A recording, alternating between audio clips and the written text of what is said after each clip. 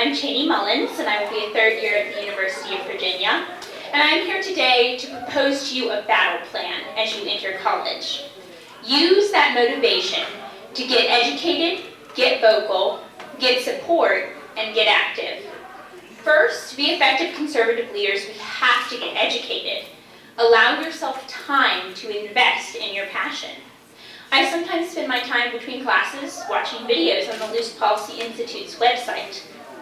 You will be surprised how that one point you heard in the video you watched last week is now perfectly relevant in a discussion that you are having. Watching is more relaxing than reading, and sometimes more interesting than a lot of actual classes. Education isn't just academic. You learn more outside the classroom than in it. College is the place where you have the most unstructured free time that you will ever have in your life. Use it wisely. Learn how to hold an opinion with resolve and confidence.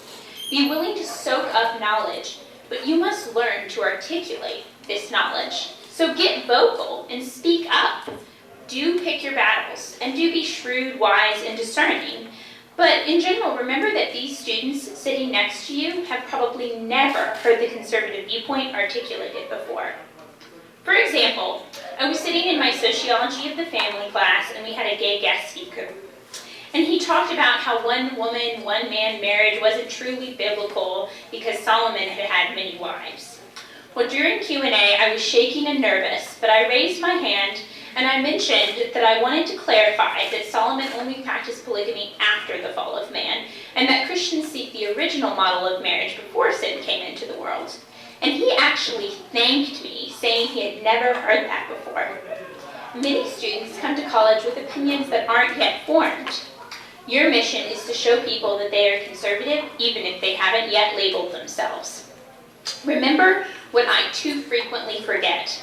In a debate, take the high ground. Control your emotions. Don't let them make you doubt yourself. Be confident.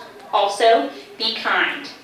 Too many in this world harshly and rudely scream out the truth, annoyingly and judgmentally losing respect. But on the other hand, others are too soft, never knowing when a stern resolve can be useful. They are letting truth drift away under the guise of tolerance, leaving too many lost, alone, confused, and unguided. Next, get support. You must not allow yourself to be alone in this fight. I have found a great community of close friends to keep me feeling loved. At first, many of my Christian friends did not really understand why I was so passionate and involved in politics, but eventually some have gained a new understanding for how I connect to God through my activism. I likewise should be supportive of their passions. After I spoke up in the sociology class, for example, two of my friends came up and hugged me and showed their support. Jane spoke about it to others, explaining the situation and how brave I was to speak up. I want you to know that Jane, even though she didn't say anything, also has an important role to play. She is my encourager and supporter. Perhaps encouragement is your gift. But if you decide to stay backstage, contributing in other important ways, may it not be motivated by fear. I have found a fellow activist friend as well, and I can rant about liberalism to Avery all I want, and I highly recommend having such an outlet. Remember that independence is overrated. Conservatives understand the importance of family and community. So don't focus so much on your education that you forget to have relationships. My last piece of advice is to get active and start now. I so regret that I wasn't more really involved at all in the conservative movement until college. I didn't even know about the existence of organizations like the Clare Boothe Luce Policy Institute.